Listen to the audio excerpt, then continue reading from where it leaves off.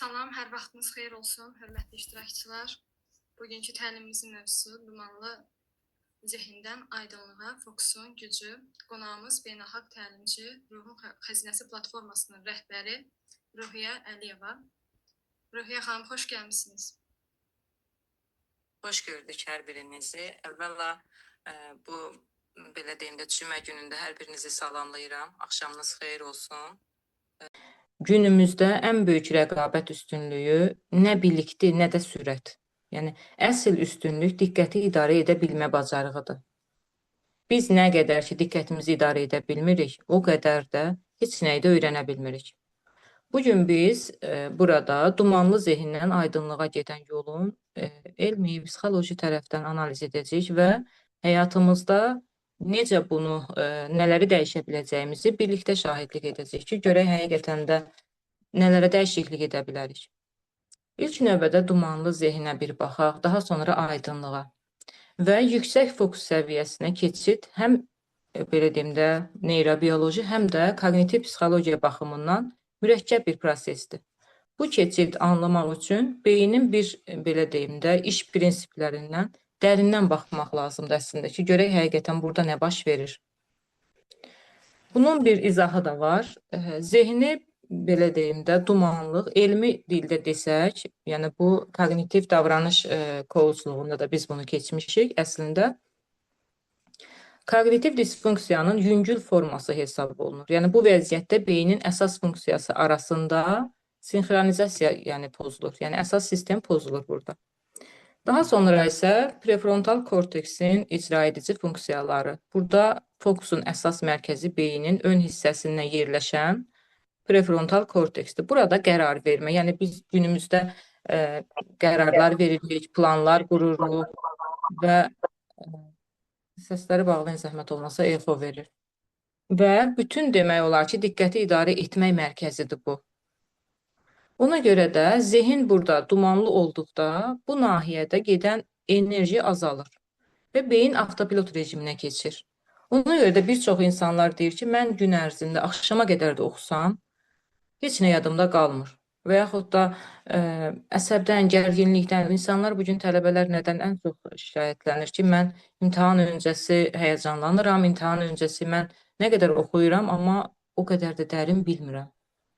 Bugün belə deyim də burada əsas rol nədir? Fokusun əsas yanacağı dopamin belə deyim də istehsalıdır ki, bugün bizi hədəfə yönləndirir. Və ikinci isə kortizol və stres. Yüksək stres burada bizim hormonun, beyin belə deyim də əsas beyində stresi yaradan bir hormon olduğuna görə kortizol. Yüksək stresdə beynin belə deyim də filtrasiyası, əsas filtr etmə sistemini sıradan çıxarır. Yəni bizim bugün düşünmə və yaxud da nəyisə beynimizdən keçiririksə düşüncələrimizdən. Stres anında həmin vəziyyət sıradan çıxır demək olar ki, beyin eyni anda hər şey həm təhlükə və ya vacib kimi qəbul etməyə başlayır. Nəticədə heç bir şeyi tam fokuslana bilmirik. Yəni nəyi öyrənməliyik, nəyi necə öyrənəcəyik, bunun heç birini biz öyrənə bilmirik əslində. Bəs gəlin görək kognitiv yük və zolaq nəzəriyyəsində buna necə izah verilir? Psixoloji nöqteyi nəzərdən fokusun gücü bizim işçi yaddaşımızın tutumu ilə bağlıdır. Yəni işçi yaddaşımız nədir? Buna da bir baxaq. İnsanın işçi yaddaşı eyni anda məhdud sayda informasiyanı emal edə bilər. Burada məsələn 5-9 element emal edə bilər. Əgər zehin eyni anda həm keçmişin peşmanlıqları, yəni ki, keçmişdə hər hansısa bir uğursuzluğu yaşamışıqsa, avtomatik olaraq bugünkü günümüzə bunu gətiririk. Və düşüncə olaraq orada qalmışıqsa, həm də gələcəyin qayğıları, yəni mən imtahandan necə çıxacam, nə qədər bal toplayacam. Bəli, bugün var da, hal-hazırda bugün olan məlumata görə 11 illik belə deyim də imtahan nəticələri çıxıb və bir çoxları artıq sabah bir imtahandadır və yəni ardıcıl olaraq imtahan bu dönəm belə deyim də tələbələrin, şagirdlərin ən çox çətinlik çəkdikləri dönəmdir. Və həmin bu vəziyyətdən keçid halları da onlarda. Həm belə deyim də keçmişdə olan uğursuzluqları, həm məsələn ola bilir ki, nəyisə əldə edə bilmir, məktəblilərdə də bu var. Bunu necə etmək olur? Məsələn, uşaq vaxtı olurdu ki, hər birimizin, bir çoxunun başına gələn bir şeydir və indi də ailələrdə bu var. Olur dərsdən aşağı qiymət alanda və yaxud da necəsə valideynləri tərəfindən danlanır və yaxud da müəllim nəticə olaraq nəysə bunu aşağı bir qiymət verdiyinə görə belə deyim də, bunu uşaq uğursuzluq kimi qəbul edir və ona görə də imtahan qabağı ilk növbədə onu gözünün qabağına gətirir. Yəni keçmişin peşmanlıqları deyəndə biz bunu nəzərdə tuturuq. Gələcəyin qayğıları da bunlar necə etsinlər ki, həqiqətən oradan güclü bir nəticə göstərsinlər. Həm də belə deyim də, günün bəlası olan telefon bildirişləri ilə belə deyim də məşğuldursa, avtomatik olaraq işçi yaddaşı olur və sistem donur. Hətta telefonumuzda olan kimi. Yəni telefonun yaddaşı dolanda necə ki donur, beynimiz də belədir. Nə qədər ki biz həmin bu dediklərim, saydıqlarım, keçmişin peşmanlıqları, gələcəyin qayğısı, həm də telefon bildirişləri ilə məşğuldursa, avtomatik olaraq bizim beynimiz donur. Və bu dumanlı zehindir. Əslində bizim dumanlı zehin dediyimiz budur. Yəni hər şey qarışır bilgidən başqa. Bir bizim oxuduğumuzdan başqa, məsələn, fokusumuzu həmin məlumatlardan başqa hər şeyə veririk. Hər şeyə saydıqlarımın hər biri bugün belə deyim də əksər gənclərdə var. Daha sonra isə biz axın vəziyyətinə bir baxaq. Aydınlığın ən yüksək nöqtəsi psixoloqlar tərəfindən də təsvir edilən axın halıdır. Yəni bir vəziyyətə düşmə. Ola bilir ki, biz hansısa bir məlumatı oxuyanda ona elə özümüzü belə deyim də fokuslandırırıq. Ona özümüzü elə həsr edirik ki, yəni biz o vəziyyətdən bəzən olur bir filmə baxırıq, belə deyim də o filmin içində o qədər itib batırıq və yaxud da bir kitab oxuyanda, bir hekayə oxuyanda sanki özümüzü onun içində kimi hiss edirik. Yəni bu axın halına düşməkdir. Bu halda insan özünü tamamilə belə deyim də fəaliyyətə həsr edir. Zamanı hissi itir, yəni zaman necə keçdi bunu bilmir və duman tamamilə dağılır. Buna nail olmaq üçün tapşırığın çətinliyi ilə insanın bacarığı arasında mükəmməl balans olmalıdır. Yəni ki, bizim ən azından bu belə deyim, tapşırıq haqqında az da olsa məlumatımız olmalıdır. Və burada balans yaranmalıdır ki, biz həqiqətən də nəticə olaraq həmin bu axın halına düşməliyik. Daha sonra seçici diqqət. Beyin hər saniyə milyonlarla siqnal alır. Fokusun gücü isə lazımsız siqnalları söndürmək və ya vacib olana işıq salmaq bacarığını, burada da belə deyim də bir texnika falan olaraq kokteyl partiyası effekti kimi qeyd olunur. Daha sonra isə tələbələr üçün, bunu da qeyd edim, təhsil müddəti həm yüksək informasiya yükü, həm də gələcək qayğıları səbəbindən zehin dumanlığı ən yüksək, belə deyim də, sıx olduğu bir dövrdür. Qeyd edək ki, məsələn, mən özüm ən son müşahidələrim göstərir ki, indiki bu dövrlər, yəni bu günlər onlar üçün, belə deyim də, beynin ən sıx, belə deyim də, dumanlı olduğu bir dövrdür. Və fokusun gücünü artırmaq və akademik uğura çatmaq üçün tələbələrə xüsusi elmi əsaslı yanaşmalar lazımdır. Və burada bir neçə tələbələr üçün tətbiqlər var, addımlar. Bunlar kognitiv yükü idarə etmək üçün tələbələrin ən böyük səhvi eyni anda çox şey öyrənməyə çalışmaqdır. Bəli, bugün otururlar, qarşılarında 1-2-3 kitab, bəli, 2 saatın içində mən 4-5 bir kitabı oxuyacam və yaxud da 4-5 tapşırığı yerinə yetirəcəm və yaxud da oturub masa arxasında və ən son 4-5 saatı qalıb və bu müddət ərzində bütün tapşırıqları bu yerinə yetirməlidir. Əlbəttə ki, burada nə yaranır? Burada bilgidən söhbət gedə bilməz. Eyni anda hər şeyi öyrənməyə çalışmaq. Daha sonra isə blok sistemi. Beyin bir mövzudan digərinə keçəndə keçid itkisi yaşayır.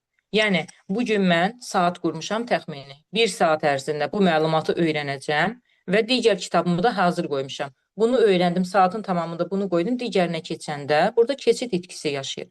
Məsələn, 1 saat ərzində həm tarix, həm riyaziyyat oxumaq əvəzinə 2 saat yalnız bir fənnə ayırmaq daha effektlidir. Yəni, gün ərzində biz hər işimizə vaxtımızı ayırırıq, amma gəlir dərs vaxtına, bütün ümumi dərslərimizə tam 1 saat və yaxud da 2 saat vaxt ayırırıq. Yəni, bu özü, belə deyim də, 1 saat ərzində həm tarixi, bunların hər biri bizim üçün öyrənməmizdə ən böyük çətinliklər yaradan səbəblərdən biridir. Yəni insan bunu öyrənə bilməz. Beyin bunu götürmür. Tam oturub öyrəşmək üçün 2 saata bir fənni və yaxud da bir mövzunu evdə oturub tam mənimsəyə bilərsiniz. Amma nəinki biz bunu 2 saata bir 4-5 fənni bir yerə yığıb, 4-5 tapşırığı bir yerə yığıb, əlbəttə ki, bunu mənimsəyə bilmərik. Yəni bunun belə deyim də effektivliyi daha aşağıdır. Nəinki 2 saat ərzində bir kitabı və yaxud da bir məlumatı öyrənmək. Burada isə Feynman texnikası var. Məsələn, bir mövzunu öyrəndikdən sonra onu sanki heç bir biliyi olmayan birinə izah edilmiş kimi danışın. Yəni, ola bilir ki, bəzən biz həqiqətən də bunu tam da belə deyim də öz üzərimizə götürmürük və burada ən çox effektiv olan budur. Yəni, bir mövzunu danışmaq. Əlbəttə ki, bunu biz çox hallarda edəndə kimsə çəkinirik biraz da. Evdə ailəyə də bunu deyə bilmirik, ola bilər ətrafımızda da və yaxud da sinif yoldaşımıza da. Bəzən çox vaxtı ya qınanılırıq, ya da ki, kimsə bizi dinləmir.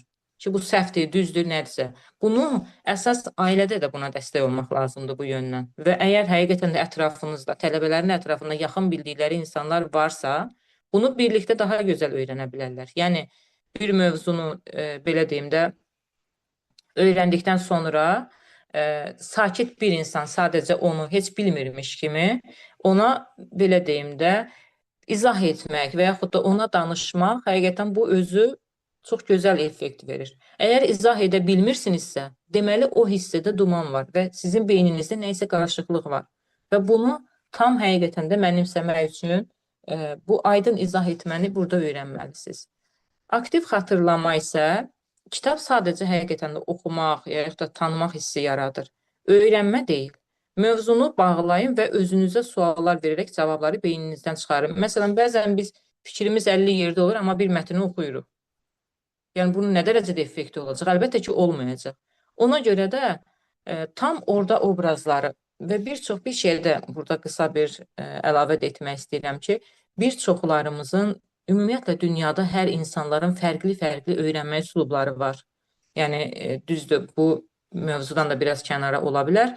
Amma öyrənmə üslublarını tapmaq, hər kəs öz üzərində tapması çox önəmlidir. Yəni, öyrənmək üçün və yaxud da nəyə görə bizim diqqətimiz, fokusumuz o yerə çatmır? Çünki bizim bəlkə də, belə deyim də, həmin o deyil. Yəni, ola bilər ki, qonşunun uşağı 5 dəfə oxuyur, 10 dəfə oxuyur, yadında qalır, amma sənin o göz yaddaşı deyil səndə. Sən bəlkə də eşitməklə öyrənə bilərsən, bəlkə də yazmaqla öyrənə bilərsən, bəlkə də kimsə danışır və yaxud da onu, bəzən olur bir çox mövzuları var ki, müəllim danışır və uşaq onu tam yaxşı mənimsəyə bilir.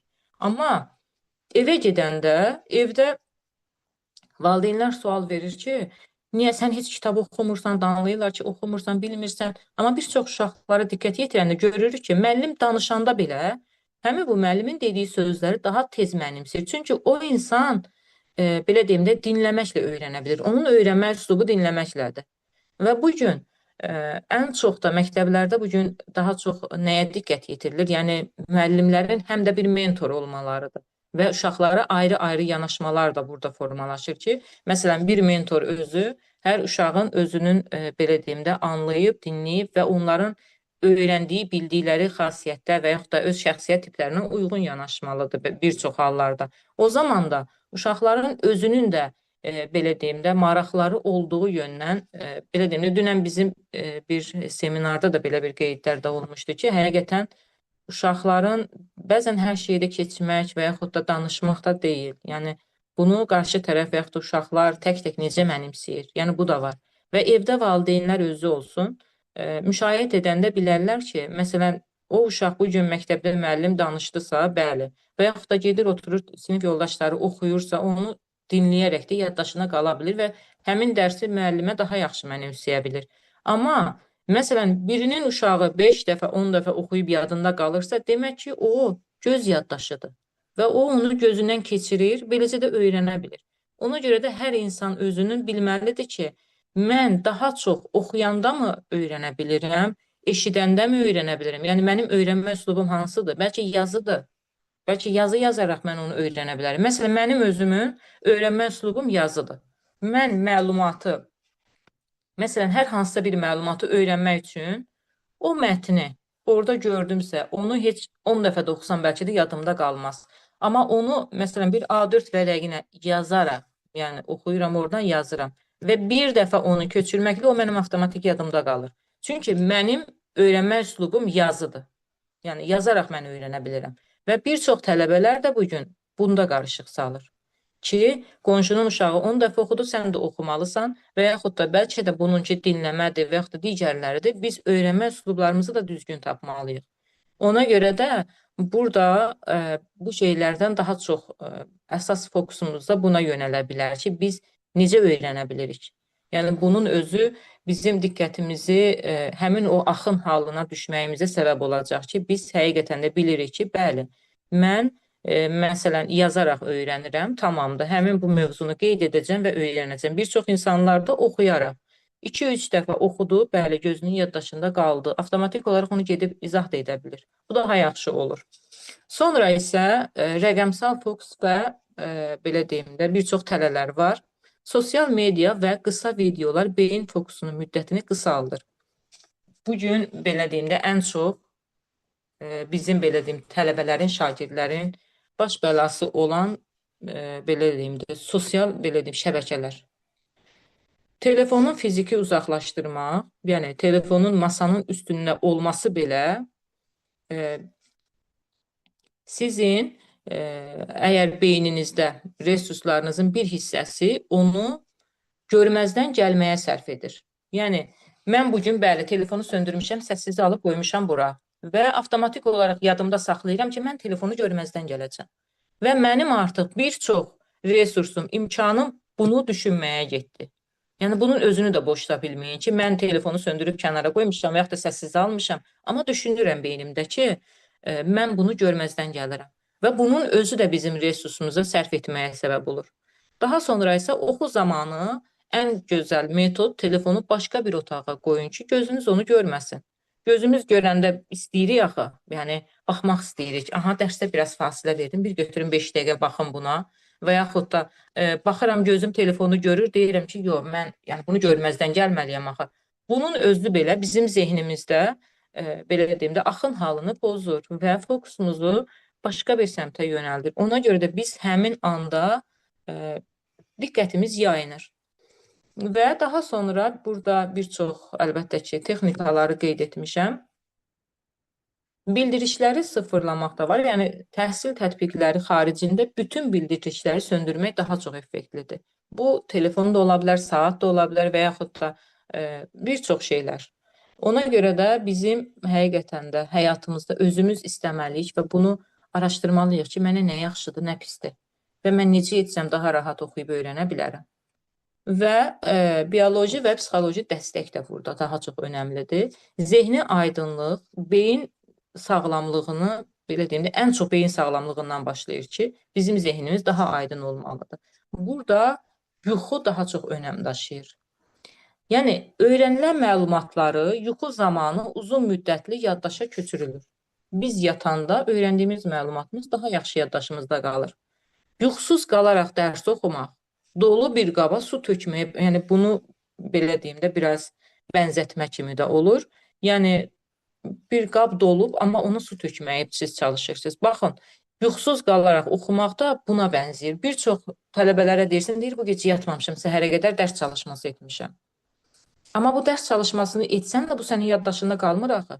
Çünki sən zaten beyin yuxusuzdur və yorulub yatmaq istəyirsən. Və yatanda da bunu daha belə gözəl mənimsəyə bilirsən. Amma bunu etməyərək də yuxusuz qalaraq, həqiqətən də siz bundan heç vaxt nəyisə öyrənə bilməzsiniz. Yaddaşınızda qalmayacaq. Yəni fokusunuz ona yönəlməyəcək. Birbaşa yuxunun, bizim diqqətimiz, fikrimiz qalır yuxunun yanında ki, ay mən yatmaq istəyirəm və biraz dedim, daha sonra yataram. Ona görə də, bəli, ola bilər yazaraq bunu nəyisə bir həyata keçirmişsiniz, amma diqqətinizi yönəldirək, o sizin beyninizdə, yaddaşınızda qalırmı? Əlbəttə ki, yox, çox az hallarda. Və daha sonra isə burada gəlir bizim meditasiya da burada var. Yəni, həqiqətən də biz meditasiya deyəndə nə deyirik? Cəmi 5 dəqiqə nəfəsə fokuslamaq, burada prefrontal korteksin, yəni beynin fokus mərkəzini e, belə deyim də idman zalına aparmaq kimidir. Yəni biz az da olsa idman etmiş, məşq etmiş kimi oluruq nəfəs texnikasından istifadə edəndə.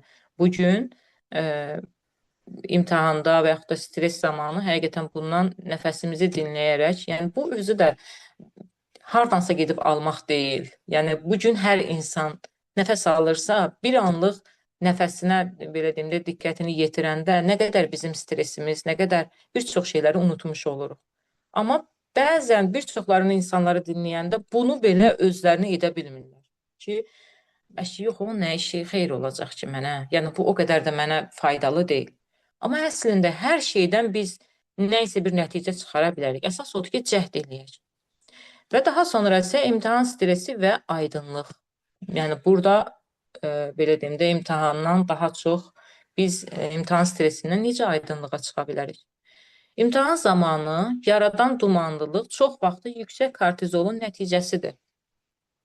Bəli, burada biz ən çox belə deyim də stres anında olanda bizdə kortizol, yəni hormonlarımız yüksəlir və o nəticədə bizim beynimizdə dumanlılıq yaranır imtahan zamanı.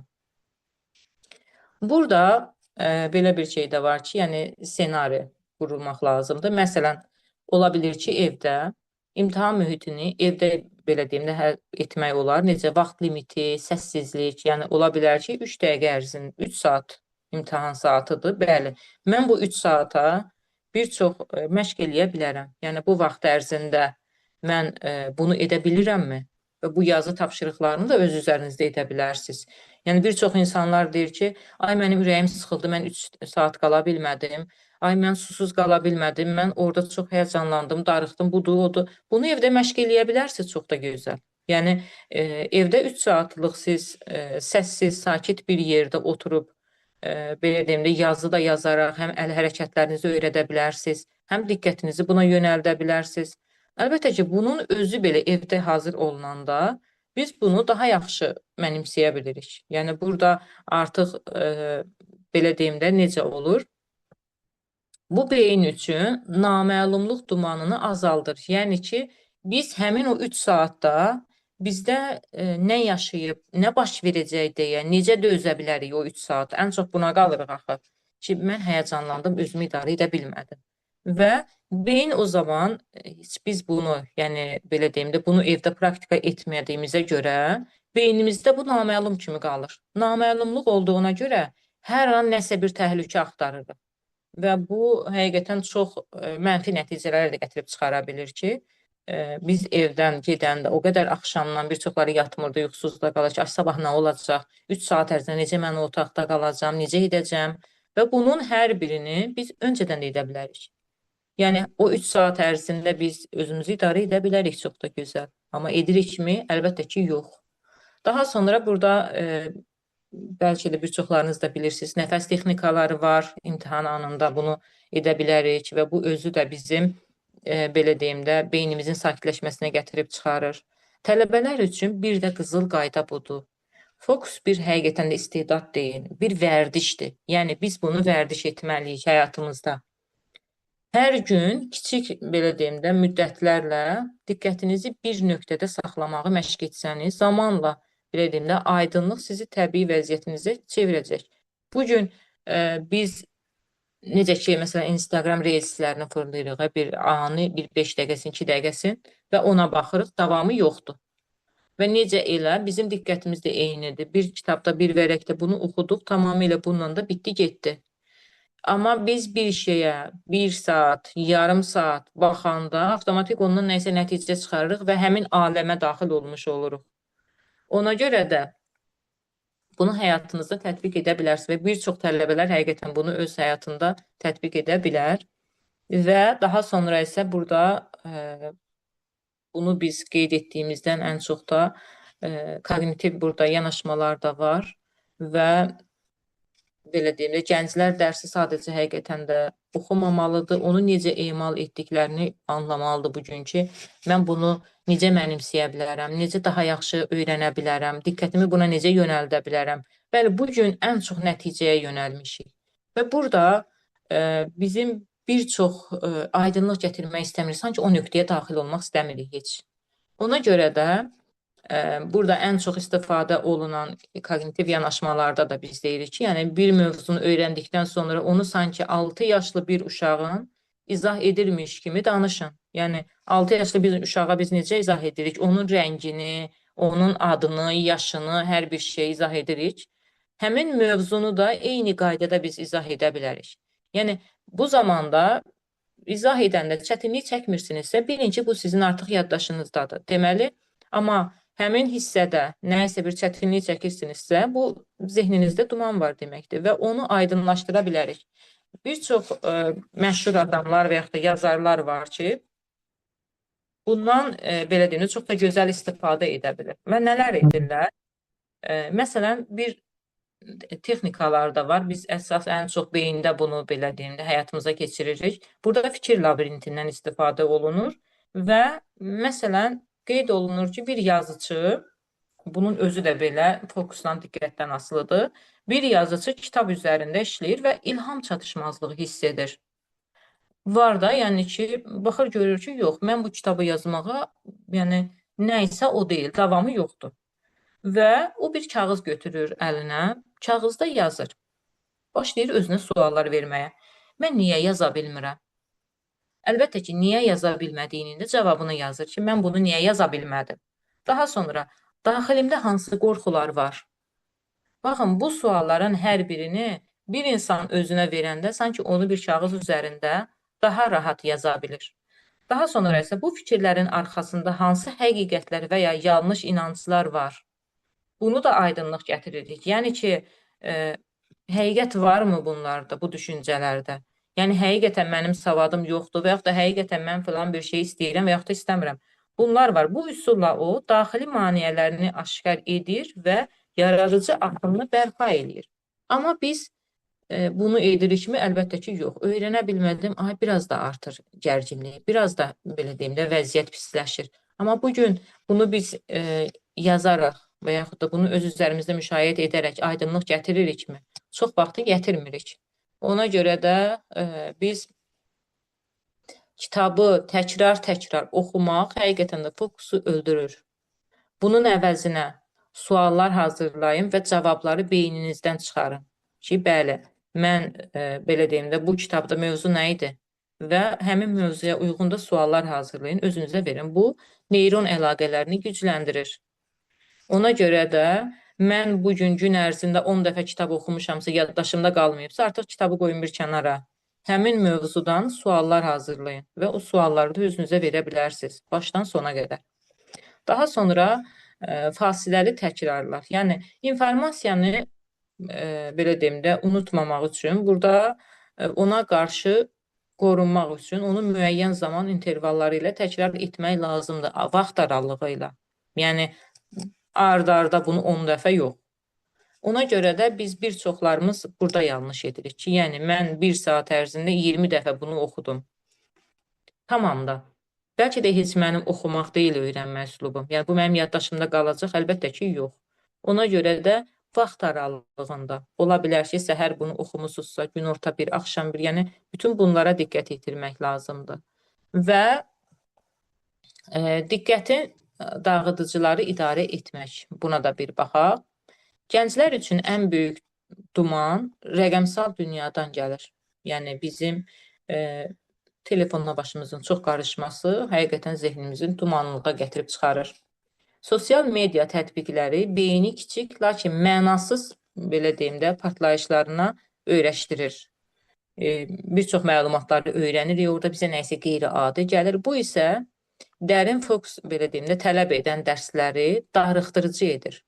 Və biz o qədər qısa-qısa edirik ki, və hansısa bir uzun bir mətn oxumaq üçün o bizə darıxdırıcı gəlir. Çalışmağa başlamazdan əvvəl, dediyim kimi, telefonu bir kənara qoymaq mütləqdir. Yəni, burada iradəni deyil, həqiqətən mühiti idarə etməkdir məsələ. Ona görə də bunlara xüsusi diqqət yetirmək lazımdır. Və bir də əsas düzdür, burada bu hissədə vaxtı necə idarə etmək lazımdır. Səhər, günorta, axşamüstü və yaxud da axşam. Mən hansı saatlarında belə deyim də, oxusam daha güclü yaddaşımda qala bilər. Bunu da biz belə deyim də araşdırmışıq və bunun da nəticələrini əlbəttə ki, bölüşə bilirik. İlk növbədə hər şeyi oxumağı bir qərar verdikdən sonra ilk başa qayıdırıq və burada bir çox şeylər biz ortalığa çıxara bilərik. Burada niyə sualıdır. Əgər gənc nəyi, niyə öyrəndiyini bilmirsə, beyni həmin informasiyanı zibil kimi qəbul edir. Edib fokuslanmayacaq. Çünki biz səbəbi bilməliyik. Səbəb də bizim həyatımızda sanki bilirsiniz də, yəni beynimiz belədir ki, mükafatı gözünün önünə gətirməyincə həmin o yola davam edə bilmir. Mütləq hansısa bir işin sonunda o mükafatı görməlidir. Təsəvvür etməlidir ki, mən belə deyim də, niyə öyrənirəm və nəyi öyrənmək istəyirəm. Yəni bunlara diqqət yetirməliyik ki, belə deyim də, təhsildə həqiqətən də aydınlıq üçün daxili motivasiya və məqsəd tapılmalıdır. Biz niyə öyrənirik və niyə sualını burada bir çox belə deyim də tətbiqlərdə var. Biz niyə sualını 5 dəfə özümüzə verməliyik. Məsələn, mənim məqsədim ingilis dilini öyrənməkdir. Məsələn deyirəm. Və burada niyə sualından 5 dəfə istifadə edib yekun olaraq qərarımı üzə çıxarıram. Məsələn, niyə ingilis dilini öyrənmək istəyirəm? Baxın, ola bilər ki, siz tarixi və yaxud da hansısa bir şeyi öyrənmək istəyirsiniz, ola bilər bu. Və burada sual verilir və cavab verirəm. Çünki xarici universitetə qəbul olmaq istəyirəm. İkincisi deyir, niyə xarici universitetə qəbul olmaq istəyirəm?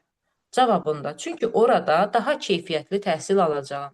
Üçüncü, niyə daha keyfiyyətli təhsil almaq istəyirəm?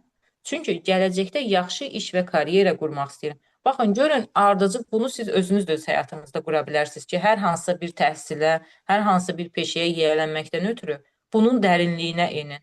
Daha sonra isə yenə də burada qeyd olunur ki, niyə yaxşı karyera qurmaq istəyirəm? Çünki maliyyə azadlığı və güvənli həyat istəyirəm. Beşinci və ən sonuncu sual budur ki, niyə maliyyə azadlığı və güvənli həyat istəyirəm? Çünki özünə və ailəmə daha yaxşı həyat təmin etmək üçün. Son olaraq, biz nəyi burada mükafatı görürük? Yəni ki, mən artıq uğurumu əldə etmişəm və özümü də, ailəmi də bundan təmin edirəm. Ona görə də həqiqətən də bugün niyə sualını özünüzə daha tez-tez verin. Ki, yəni mən bunu istəyirəm. Ola bilər, bəli, bugün həyatımızda bir çoxları niyə belə deyim də sualını verəndə və nəyi niyə öyrəndiyini bilmirsə, burada ola bilər cavabında ki, qonşunun uşağı universitetə gedib mənə də deyirlər ki, sən də bura qəbul olmalısın və yaxud da anamın arzusuydu və mən də universitetə mütləq qəbul olmalıyam və yaxud da mənim amma istədiyim peşə buydu, zaten valideynimin amma istəyi ilə mən buna daxil oldum. Əlbəttə ki, o zamanda beyninizdə dumanlar yaranır. Çünki insan özü istəməlidir, özü bir müddətdən sonra bunu oxuyanda da əlbəttə ki, burada donmalar yaranır. Çünki resurs yoxdur axı. Yəni, daxili bizim özümüzün, belə deyim də, imkanlarımız, Allahın bizə verdiyi bacarıqlar bir çox hallarda oxuduğumuz üzrə getmir. Və oxuduğumuz üzrə getməyəndə biz nə edirik? O zamanda da bizdə donmalar yaranır ki, axtarırıq ki, mən harda məlumat alım? Amma özümün daxilimdə olan qalır kənarda. Ona görə də bugün insanların ən çox çətinlik çəkdiyi mövzular budur ki, daxili bacarıqlarımız qalıb da qonşunun uşağına, atamın arzusudur və bu günləri ən gəlirli sahədir deyə biz bunlara yönəlirik. Ona görə də burada da daha çox donmalar var və bugün beynimiz özü burada bloklanır ki, yəni axı davamı yoxdur. Yəni biz bunu emal edə bilmirik özümüzdə, sadəcə oxuyaraq bir müddət. Yəni nə qədər öz bilgimizi bastıra bilərik, nə qədər öz bacarıqlarımızı, özümüzün imkanlarımızı ört-basdır edə bilərik. Əlbəttə ki, bunu nə qədər bastırırıqsa, bunu nə qədər gizlədib, kiməsə xatir oxuyuruqsa, bunun ona görə də davamı gəlmir. Ona görə də biz həyatda stres, gərginlik buna görə yaşayırıq ki, yəni davamı yoxdur. Amma mütləq bunu etməliyəm. Bu düşüncələrdir ki, bizim həyatımızda ən çox da təhlükə yaradan səbəblərdən biridir. Və biz niyə oxumaq istəyirik, niyə belə deyim də, nəyi öyrənmək istəyirik? Bu şeylərin hər birinə özümüz aydınlıq gətirməliyik ki, öyrəndiyimiz informasiyanı beynimiz zibil kimi qəbul etməsin. Sadəcə bilsin ki, yekun olaraq mən bunu istəyirəm və mənim bacarığım budur və yekun olaraq da bunu öyrənəcəm. Buna baxmalıyıq. Və burada vaxt fəaliyyət fokusu növləri var. Əlbəttə ki, biz bir çox hallarda dərslərimizin ən çoxunu axşama saxlayırıq. Axşam oxuyacağam, axşam bu dərsi edəcəm. Amma gəlin baxaq görək ki, biz ən yaxşı bizim beynimiz nə zaman öyrənə bilir? Buna bir aydınlıq gətirək. İlk 2 saat, məsələn səhər, ilk 2 saat ən çətin və ağır mövzunu dərin iş görmək üçün beynimiz daha yaxşı fokuslana bilir.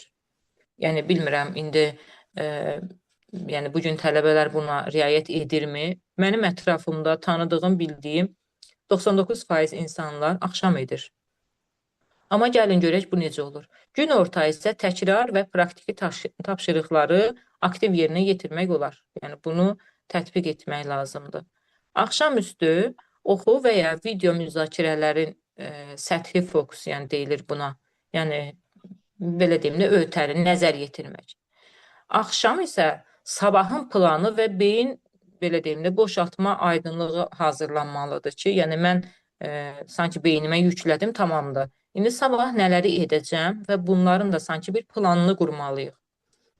Amma burada indi bir anlaşılmamazlıq burada yaranır ki, biz səhər edəcəyimizi axşam edirik, axşam edəcəyimizi səhər edirik.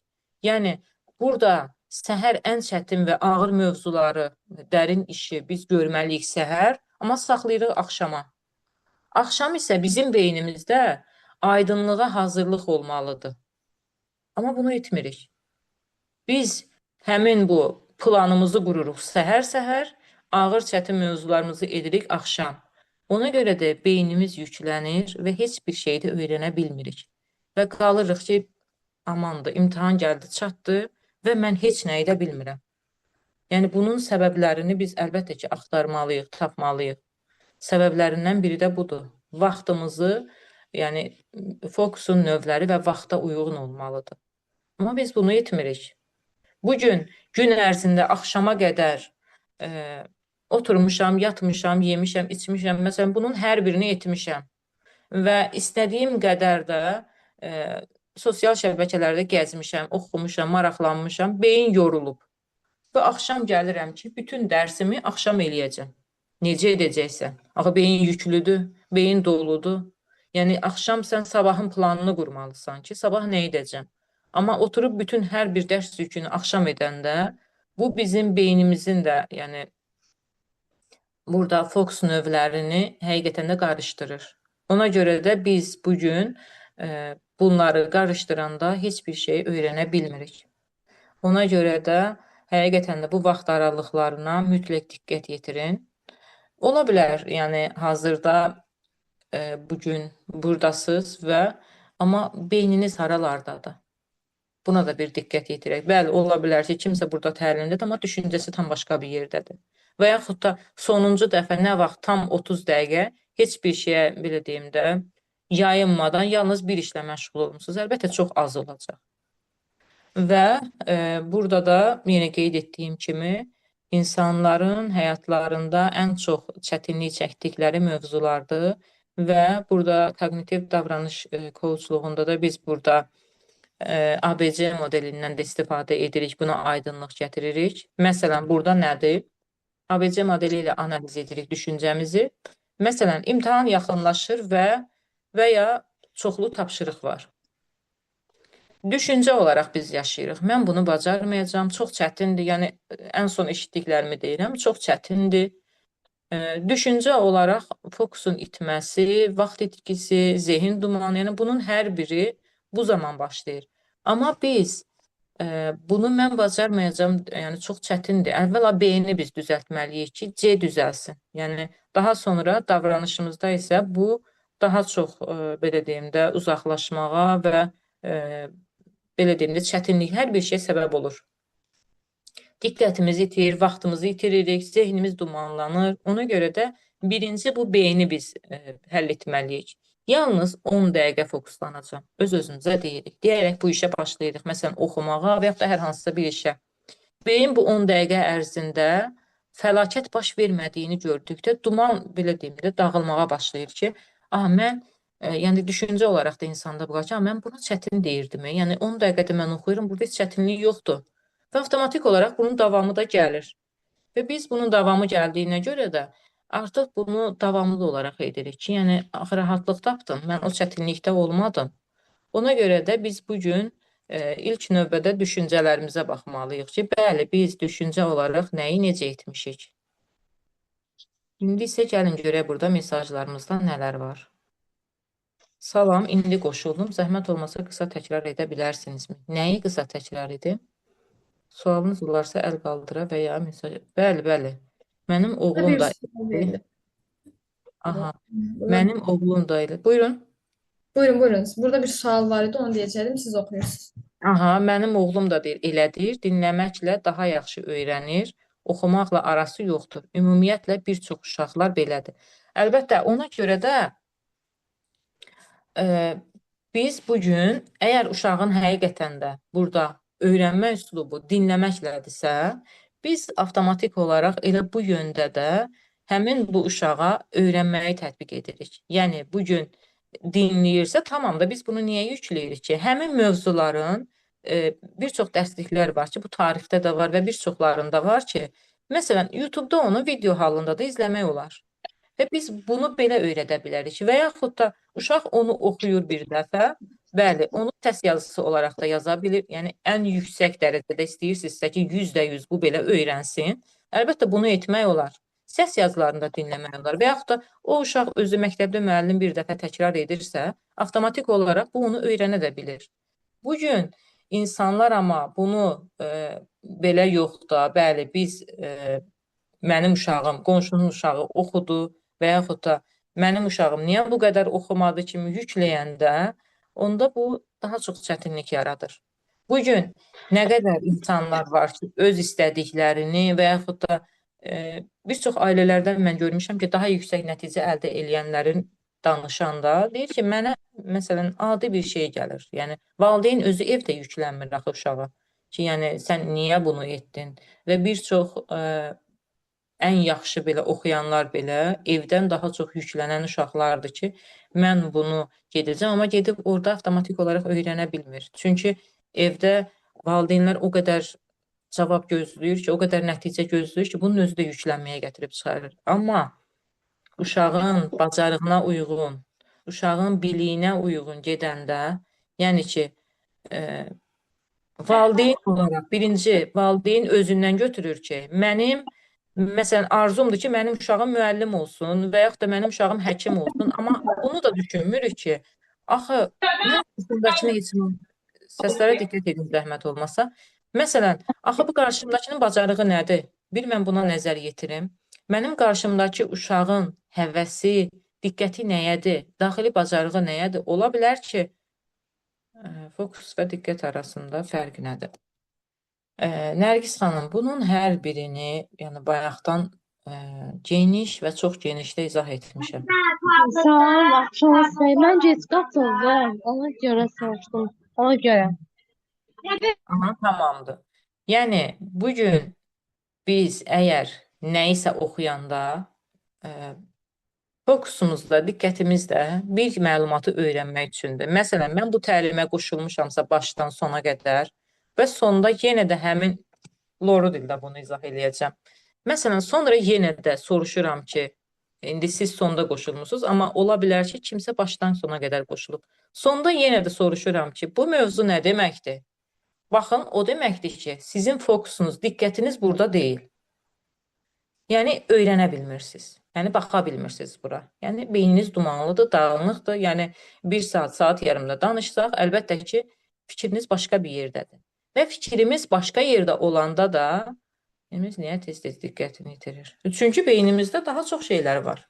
Başqa fikirlər var, başqa düşüncələr var və biz buna aydınlıq gətirmirik. Biz sadəcə, bu qarşımdakı budur və mən bunu etməliyim, özü də mənə uyğun vaxtda. Sıxışdırıb bütün vaxtı, hər birini saxlayırıq axşama. Mən hər birini axşam saatlarında eləyəcəm. Ən çox da çətinlikdə burada yaşayırıq ki, biz səhər daha gözəl öyrənməyi biz bacardığımız halda, daha yaxşı fokuslandığımız halda bunu axşama niyə saxlayırıq ki? Əlbəttə ki, ən böyük səhv də burdadır. Və bir də məqsədimizi bilməliyik ki, mən yekunda nə istəyirəm?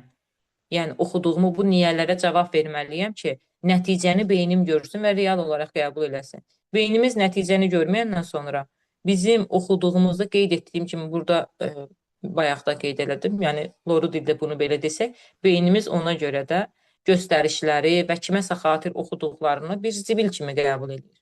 Yəni lazımsız bir şey kimi. Ona görə də bizim diqqətimizdə qalmır, yaddaşımızda qalmır. Telefon da əlbəttə ki, yəni bu gün başınız qarışmışsa telefona və bir şey öyrənə bilmirsinizsə, burada da var. Ona görə də biz çalışmalıyıq həqiqətən də həyatımızda bütün bunları öyrənməmiz üçün diqqətimizi bir şeyə fokuslamaqdan ötürü ilk növbədə vaxta, saata diqqət yetirək. Həqiqətən də düzgün saatımızı qurub, düzgün hərəkət edəndə və mən misal üçün biz elmdə də və yaxud da hər bir halda araşdıranda görürük ki, səhər biz daha yaxşı oxuyub yaddaşımızda qala bilər və yaxud da çətin belə deyim də öyrənməli olan metodları və aydınlaşdırmalı olan dərin mövzuları biz səhər yaxşı öyrənə bilərik, səhər daha yaxşı diqqətimizi ona fokuslandıra bilərik və bunu biz axşama saxlayırıqsa, əlbəttə ki, o zaman da bizim beynimiz dumanlı olub və heç nə yaddaşımızda qalmayacaq. Çünki beyin də səhərdən axşama qədər nə ilənsə yüklənir. Və yükləndikdən sonra da biz avtomatik olaraq öyrəndiyimizdə yadımızda qalmır. Və biz yaddaşımızı daha yaxşı etmək üçün ilk növbədə vaxtımıza diqqət yetirməliyik. Vaxtımızı doğru düzgün, nəyə görə deyirik ki, vaxtını səmərəli istifadə elə. Yəni, bu hər bir halda bizdə istifadə olunmalıdır. Səmərəli, yəni ki, hər şeyi vaxta uyğun. Yəni, səhərin öz qaydaları var, gün ortanın öz qaydası var. Yəni, gördüyünüz kimi, axşama biz ən ağır dərs yükünü yox da, axşama biz sadəcə plan qurmağı saxlamalıyıq. Ki, bəli, yəni mən oturmuşam, bəli, aydınlıq gətirməliyəm. Bugün bunları oxudum, bu işləri gördüm və sabah nə edəcəm? Bunun davamını görürük. Amma gətirib bütün dərsimizi axşam, yuxusuz, gecə saat neçəyə qədər dərs oxusaq, əlbəttə ki, heç nəyə öyrənə bilməyəcəyik. Yəni, beynimiz də yüklənir. Bugün beynin özünü araşdıranda baxıb görürük ki, həqiqətən beyin yüklənmənin səbəblərindən ən başlıca səbəblərindən biri vaxta düzgün istifadə edə bilməməkdir. Salam bir daha, mənim oğlum 9-cu sinifdir, aprelin 26-sı imtahan verəcək. Son vaxtlar özünə qapanıb, ancaq yatır, yorğunam deyir. Onun özünü də danışdırmaq lazımdır ki, həqiqətən yorğunluğu nədədir? Yəni, nədən qorxur, nədən çəkinir? Əslində, bəzən biz nələrdənsə qaçmaqdan ötürü yatırıq. Yəni, bu da var. Ki, belə deyim də, beyin daha çox yüklənir və sanki bir qorxulu nəysə kimi gəlir insana, həmin imtahan vəziyyəti və yaxınlaşdıqca da belə hallar olur deyə onu daha çox diyaloq qurmaq lazımdır. Bəli, daha 2 həftə yaranıb. Əlbəttə, vaxt yaxınlaşdıqca bu daha təsirli olur. Bəzi hallarda valideynlər deyir ki, mən imtahan yaxınlaşdıqca uşağıma heç bir söz deyə bilmirəm. Yəni, deyirəm, acıqla cavab verir. Bu qapanıqlığın özünü də aydınlıq gətirmək üçün valideynlər birinci növbədə aydınlıq gətirməlidir ki, yəni imtahan fəlakət deyil. Yəni imtahan sadəcə bizim bildiklərimizin bir belə deyim də sınağıdır, buradan keçməliyik. Nəyi bilirsənsə bunu da öyrənəcəksən, bunu da yazacaqsan. Yəni sadəcə o insanla diyaloq qurmaq lazımdır, çalışıb. 9-cu sinifdir. Zaten burada 9 illik imtahandır. Yəni bugün universitetə girmir ki, deyəsən ki, 9 illikdə bu ən yüksək nəticə həyatı həll olunur. Yəni bunun bir çoxları deyir ki, mənim taleyim bununla həll olunur. Yox. Yəni bunu da danışıb aydınlıq gətirmək olar ki, yəni 9 illik imtahanda bu qədər özünə qapanma, indidən yaşayırsa, bu 11 illikdə nə olacaq? Yəni buna biraz aydınlıq gətirmək lazımdır ki, yəni adıyla yanaşmaq lazımdır ki, yəni bu 9 illikdir, narahat olma, sən hələ bundan sonra 2 ilin var, oxuyacaqsan, daha yaxşı sən nəticələr gözləyir. Yəni indi ola bilər, yəni aşağı siniflərdə nə isə bilməmsən, bu sənin taleyini həll etmir. Hələ bundan sonra sənin 2 ilin var. Yəni daha yaxşı həvəsləndirici, motivasiya edici ona düşüncələr verəndə, amma bir də var ki, valideynlər var gəlir deyir ki, ay aman, filan kəsin də uşağı gedəcək. Sən çalış bu 9 illikdə elə nəticə topla ki, filan kəsin uşağından yüksək olsun. Bu yox. Bunu dedikcə o uşaq özü də özünə qapanır, özü daha çox və yaxud da ola bilər ki, ətrafında uşaqlar var ki, deyir mən daha çox nəticə toplayacağam və yaxud da siz əlbəttə, yəni uşaqlar çox stres. İmtahanın adı gələndə belə fərqi yoxdur 9-11. Yəni bugün 9-cu sinif belə bir nəticəyə gəlirsə, 11 illiyə qədər görün o nələr yaşayacaq. Ona görə də bəri başdan imtahanın ağırlığını biraz azaltmaq lazımdır. Yəni ki, əgər həqiqətən də oxuyub və yaxud da istədiyi peşənin ardınca gedirsə və həvəsləndiyi, onun həvəsi olan elə uşaqlar var ki, Azərbaycan dili ədəbiyyatı daha yaxşı mənimsəyib oxuya bilir, amma valideyni deyir ki, yox, sən 3-cü qrup yox, mütləq 1-ci qrup olmalısan və mənim arzum idi ki, sən 1-də oxumalısan və o uşaq Azərbaycan dili ədəbiyyatı bir kənara qoyub, artıq riyaziyyat, kimya, fizika, hansı ki, beyni bunun rəqəmlərlə işləməyə, belə deyim də, riyazi biliklərə və yaxud da digərlərinə o qədər də gücü çatmır. Əlbəttə ki, həmin zamanda da biraz daha çox yüklənir, biraz daha çox özünə qapanır. Ona görə də uşaqlarda buna daha çox diqqət yetirməlidir valideynlər ki, uşaq stres yaşayır nəyə görə? Valideynlərinə az nəticə toplayacaq, yoxsa ətrafındakı uşaqlardan geri qalacaq. Yəni, bunu müzakirə etmək lazımdır ki, bugün uşaqlarda bu ağırlıq yaranmasın. Yəni, zaten 9-cu sinifdə. Bu 9-cu sinifin özünün belə izahatını vermək lazımdır ki, hələ sənin 2 ilin var. Yəni, bu sənin üçün fəlakət olmalı deyil. Və yaxud da 2 ildən sonra 11 illik olsun. Yəni, ola bilər ki, bugün nəticələr çıxdı və yaxud da iyun ayında falan belə blok imtahanlar olacaq. Əlbəttə ki, bunun özündə belə biraz ona ailə içində müzakirə etmək lazımdır. Ən çox müzakirə. Bugün bizim beynimiz, burada qeyd etdiyim kimi bayaq da danışdım, naməlumluq var da beyində. Yəni, necə olacaq? Həmin anda nə baş verəcək? Yəni, gözləmədiyi bir hal, gözləmədiyi bir vəziyyət, yəni uşaqdır, heç bir şey görməyib, getməyib və birdən-birə gedir 3 saatlıq bir. Amma bunu evdə praktika etsə və biraz da uşaqla bunu dialoq quraraq, bunun qeyd etdiyim kimi üzərinə getmək olar. Yəni, müzakirə edərək. Yəni, beyin bir şeyi 2 dəfə, 3 dəfə müzakirə edəndə artıq ona fəlakət kimi gəlmir. Yəni, imtahanın özündən belə 3-4 dəfə imtahana getmiş insanlar belə ona rahatçılıqla danışanda o qarşı tərəfə o qədər də çətin gəlmir. Nəyə görə? Çünki beyin artıq bunu qəbul eləyir. Yəni, beynimizdə tanış olmayan, müzakirə olunmayan, çünki hiss olaraq da yaşayır. Bir insan deyirsə ki, mən məsələn imtahana getmişdim, çox rahat, nə vardı orada? Bugün daha yüksək nəticə toplayan insanlar var ki, onların çıxışlarında bilirsiniz nədən danışırlar? Onlar daha çox soyuqqanlı yanaşırlar, sıradan yanaşırlar imtahana. Və ona görə də onlarda əsəb gərginlik olmur. Deyir, nə vardı ki burada?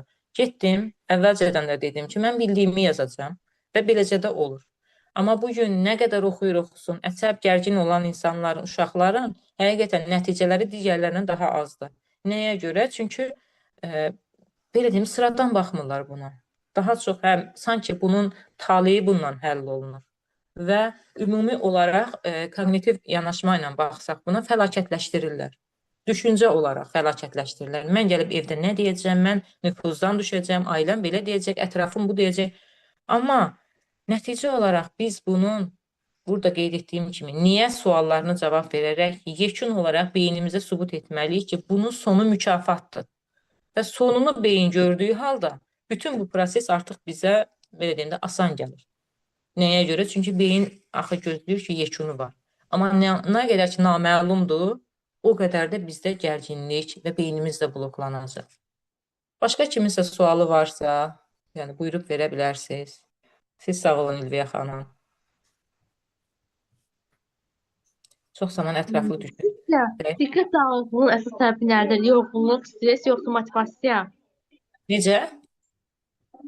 Sizcə diqqət dağınıklığının əsas səbəbi nədir? Yorğunluq, stres, yoxsa motivasiya? Yorğunluq, stres də əlbəttə ki, motivasiya, yəni bunları özünüz də bilirsiniz ki, motivasiyanı deyəndə, yəni burada yorğunluq ola bilməz. Yəni motivasiyamızın yüksək olması bizim zehnimizi dumandan çıxara da bilir və aydınlığa da gətirə bilir. Zehnimizi dumanlı edəndə bizim düşüncələrimizdir. Daha dərin düşünməyimizdir. Yəni öyrənəcəyimiz haqqında yox. Məsələn, imtahanda nəyi öyrəndiyim və yaxud da oradakı hekayələr, oradakı tapşırıqları biz qoyuruq bir kənara. öyrəndiyimiz sadəcə bizim orada düşündüyümüz nəticədir. Nə olacaq? Nə baş verəcək? Birdən alınmasa, birdən oxuya bilməsəm, birdən orada nəsə bir hadisə oldu, birdən ürəyim sıxıldı, birdən başımdan ağrı tutdu. Yəni hər şeyin fəlakətini. Yəni belə düşünürük. Amma bunu düşünməyib də biraz hər şeyi axara buraxmaq, biraz tamam da dərsdir, mən oxumuşam, öyrənmişəm, hər şey qaydasında rahatlıq olmalıdır. Rahatlıq nə qədər olmasa, əsəb gərginliyi olanda beynimiz də bloklanır. Mənim deyəcəklərim bu qədər idi və bu vaxt ərzində həqiqətən dinlədiyiniz üçün hər birinizə minnətdaram, təşəkkür edirəm. Ümid edirəm ki, sizlər üçün də az da olsa nəysə bir çox bugün tələbələr də bəli bildirirdilər ki, imtahana görə nəysə bizim bir fikrimizə aydınlıq gətirmək üçün bir qısa da olsa nəsə bir şey deyin. Deyirdim, həqiqətən hazırlaşıram bunun üçün və sualları, fikirləri olanlara çalışdığım qədər nəysə bir aydınlıq gətirərəm. Siz də sağ olun. Ruhiyyə xanım, çox sağ olun. Həqiqətən bu mövzu bugün tam yerinə düşdü. Bildiyimiz kimi aprelin 19-u, bir də 26-sı artıq imtahanlar olacaq. Evet. Düşünürəm ki, həm valideynlər üçün faydalı oldu, həm tələbələr, şagirdlərimiz üçün. Çox gözəl mövzulara toxundunuz. Əsasən də o diqqət dağınıqlığı, bu çox, mənim özüm də tədris mərkəzində çalışmışam və həmin ərəfələrdə tələbələrlə çox ünsiyyətdə olurduq. Orada əsasən ən böyük problemlərdən biri diqqət dağınıqlığı idi. Kimisi deyirdi ki, mən gedirəm bu kafelərə, evdə oturmuram ki, fikrim yayınmasın. Kimisi deyirdi, gedirəm parklarda otururam, ən azından diqqətim yayınmasın. Çünki ən böyük düşünən problemlərdən biri də şagird tələbələrdə, əsasən də bu universitet hazırlıqlarında diqqət dağınıqlığı idi. Bu mənim də böyük problemlərimdən biri olubdu, yaşamışam. Hətta deyərdim ki, məndə bayaq siz onu çox gözəl qeyd elədiniz, göz yaddaşı var, biri oxumaq, biri dinləmə. Məndə də eyniliklə dinləmə, oxuyuram düzdür, həvəsim var, kitablardan istifadə edirəm, amma deyərdim ki, dinləyəndə daha yaxşı, məsələn, oxuduqca 5 qavrayıramsa, dinləyəndə 10 qavrayıram. Ona görə mənim üçün də çox faydalı oldu. Düşünürəm ki, iştirak edən hər kəs üçün də öz adıma çox təşəkkür edirəm, var olasınız. Sağ olun, minnətdaram sizə. Əlbəttə ki, biz özümüzü nə qədər yaxşı tanıyırıqsa, məqsədlərimizi də o qədər gözəl qoya bilirik və ardınca da gedə bilirik. Yəni, bugün öyrənmə üslubumuzu öyrənmək, bilmək o deməkdir ki, biz daha yaxşı öyrənə bilərik. Yəni, başqaları, hər insan eyni öyrənə bilmir. Yəni, hamımız eyni şey öyrənə bilmərik. Ona görə də ilk növbədə öyrənmə üslubumuzu, daha sonra məqsədimizi, sonra isə davamı gələcək və vaxtımızı düzgün idarə etməyi. Səhərin işini axşama, axşamın işini səhərə görməkdə olmaz. Təşəkkür edirəm, minnətdaram, gecəniz xeyrə qalsın, sağ olun. Sağ olun. Bu arada Cəmaləddin hocamız buradadır. Xoş gəlmişsiniz hocam. Ben Hoş söz bulduk. verəcəydim. Buyurun. Hayırlı akşamlar. Öncelikle sizi ve Güler Hanım'ı tebrik ediyorum ki böyle güzel konulara el atıyorsunuz. Özellikle gençlere hitap ettiğiniz zaman gördünüz Türkiye'deki olayları ve gençlerin durumunu, psikolojik etkileri, ruhun önemini, beynin önemini. Ben gerçi geç katıldım. Son belki 20 dakikadır katıldım. Ama sadece o bölümde bile Rüya Hanım'ı dinleyince yani müthiş böyle o dedikleri her şeyin altını madde madde çizmek gerektiğini burada tasdik ederek söylüyorum. Rüya Hanım çok teşekkür ederim. Özellikle yani mesela hafız olmak isteyenler bile sabahın erken saatlerinde kaldırılırlar. Sürekli o dersleri aldıkları zaman hafızların çoğuna sormuşum. Hep sabahtan etkilenirler. Türkçe'de atasözleriniz var biliyorsunuz. Erken kalkan yol alır. Onun devamı da var ama bizim için önemli olan erken kalkan yol alır. Bugünün işini yarına bırakma. Yani bu tür şeyleri siz bu son 20 dakikada kim bilir baştan beri neler anlattığınız ne kadar önemli. Son 20 dakikada benim tespitlerim bunlar. Bunlar çok önemli. İnsan beyninin yorgun olması, uyku eksikliği. Birçok insanlar tanıyorum Almanlar arasında. O kadar ilginç ki böyle her konuştuğum sohbette hocam dur burayı çekeceğim yazmalar çizmeler yapan delikanlılar bile belli zaman bakıyorum. Dün mesela bu akşam Dresden'e gideceğim. Saksonya tarihini anlatıyorum Almanlara. Özellikle çok milliyetçi olan Almanlara. Her detayı alanlar dün baktım ne anlatıyorsam böyle bir dikkat başka ellerde.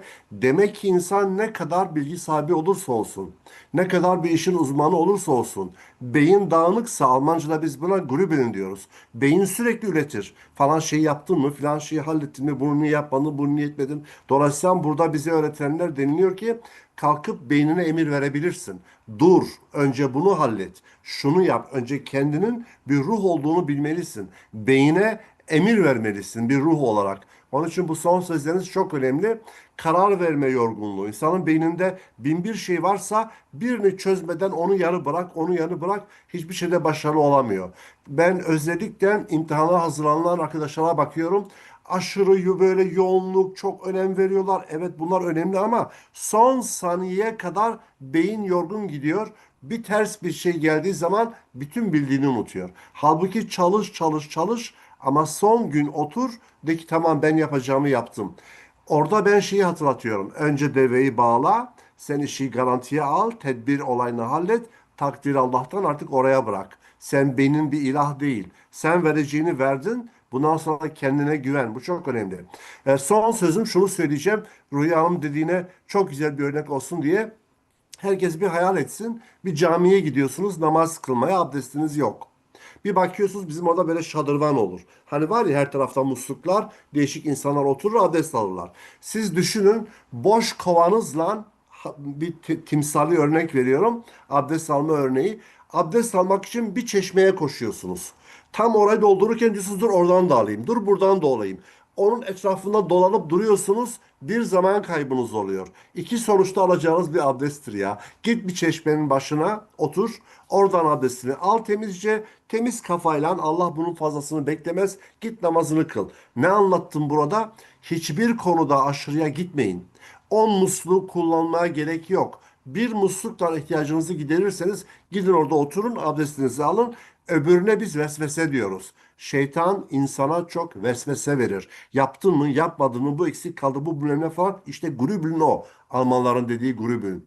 Onun için temiz kafayla oturup sakince ben yapacağımı yaptım. Karşımda bir imtihanım var. Ben dersimi çalıştım. Hepsini yerine getirdim. Beynimin dinlenmesi lazım. Kendime de bu imkanı vermem lazım. Hele bu ekran, hele bu internet buradaki dinlenmeyi artırmak lazım. Çok teşekkür ederim. Ben çok yararlandım. Rüya Hanım Çox çok sağ ol. teşekkürler. Minnətdaram. Təşəkkür edirəm gözəl Ben teşekkür fikirlərin. ederim. Çox Çox sağ sağ olun. olun Cəmaləddin hocam. Həqiqətən Türkiyədə olan hadisələr üçün də biz də çox məyus Maalesef. olduq. Vəfat edən körpələrimiz, müəllimlərimiz, Allahdan rəhmət diləyirəm. Amin. Yadlarına da Rəhmət Allahdan şəfa diləyirəm. Amin. Çox sağ olun qatıldığınız üçün minnətdaram. Seve seve. Şeref duydum. Pənah müəllim, xoş gəlmisiniz. Buradaydı. Buyurun. Axşamınız xeyir. Axşamınız. Mən də salamlayıram mərkəzi. Cəmaləddin Cüzə, sizi də salamlayıram. Teşekkür Gördük ederim. bizim təlimlərdə. Röya xanım, çox ətraflı danışdınız. Belə mənim nə marağımı çəkdi. Həqiqətən bugün bu diqqətsizlik, fokuslanmamaq ümumi bir problemdir. Bunu auditoriya da görürük. Fəruz müəllim də mənim fikrimi təsdiq eləyər. Yəqin ki, baxırsan ki, tələbənin fikri başqa yerdədir. Bu ümumi bir bəladır. Mən bunu nə ilə əlaqələndirərəm? Siz də vurğuladınız. Məlumatın bolluğu ilə. Bir tərəfdən sosial şəbəkələr, telefon yəni əlimizdədir. Bir tərəfdən səhər-səhər duranda təbii ki, məlumat az olur. Gün artdıqca, saatlar artdıqca məlumatlar çoxalır, artıq fikir yayılır. Və bir məsələyə toxundunuz, imtahan məsələsi. Bu imtahan məsələsi elə bil ki, bizim millət üçün bir stresdir. Mən bunun heç bir müsbət nəticəsini görməmişəm bu vaxta qədər. Bu imtahanların sadəcə bir stres yaşadır insanlara. Bu kimin ideyasıdır, kimin nə bilim təşəbbüsüdür, nə verir bu imtahanlar bizə? Bax, bayağı dediniz ki, bayağı da bir nəfər orada yoldaş dedi ki, uşaq axır günlər yatır imtahana yaxınlar. Bu elə bir stresdir ki, insanı tamam fokusdan da uzaq edir, diqqətdən də uzaq edir. İnsanın fikri haralara gedir. Ona görə mövzu aktual mövzudur. Mövzuya görə sizə təşəkkür edirəm. Biz bundan çıxış yolu tapa bilmirik. Camalettin Hoca da Türkiyədə baş verənləri dedi. Belə qorxulu bir vəziyyət ki, ola bilər ki, gələcəkdə bizdə də belə bir hal yaransın. Çünki bayaq dediyim kimi bu imtahan Allah stresi, korusun. Allah korusun, əlbəttə Allah korusun. Bu imtahan stresi millətin, bu cavan uşaqların tamam psixologiyasını pozub. Evet. Nəyə lazımdır bu, bilmirəm. Verdiyimiz diploma inanmırıq təzədən imtahan edirik. Amma bu imtahan məsələsi ilə uşaqları stresli saxlayırıq. Bu qədər. Təşəkkür edirəm. Çox sağ olun. Minnətdaram hər birinizə gözəl fikirləriniz üçün. Sizdən olan geri dönüşlər mənim üçün həqiqətən çox böyük hədiyyədir. Minnətdaram sizə. Sağ olun. Çox sağ olun. Çox sağ olun Pənah müəllim. Pərviz müəllim, xoş gəlmisiniz siz də. Sizin də fikrinizi almaq istəyərdim.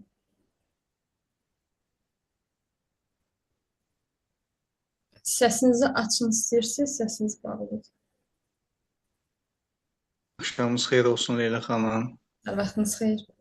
Cemalettin Hoca, Pənah müəllim, Günel xanım, təlimçimizi də salamlayıram və eləcə də təlim iştirakçılarının hamısı salamlayıram.